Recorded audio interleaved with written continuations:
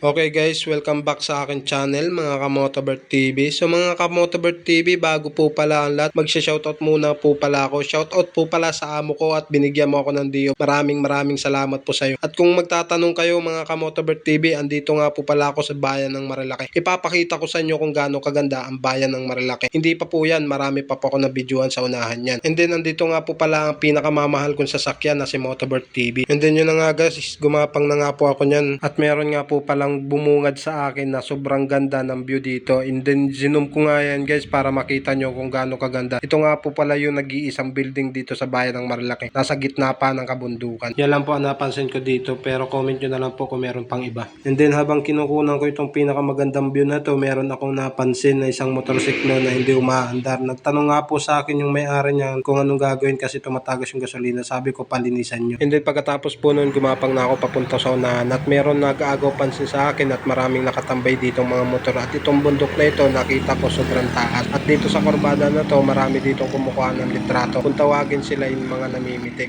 And then yun na nga po, sila kuya tumambay nga po dito at para kumuha ng larawan. And then yun na nga guys, napansin ko itong apat na to nag-uusap na kunan daw sila ng picture ng mga namimitik dito. And then yun na nga guys, papakita ko sa inyo kung gaano kaganda dito sa bundok na ito na tinatambayan nila. And then hanggang dito na lang ang aking video. Maraming salamat po sa panonood at huwag nyo kakalimutan mag-follow, like and share sa aking mga video i-upload. Maraming salamat po.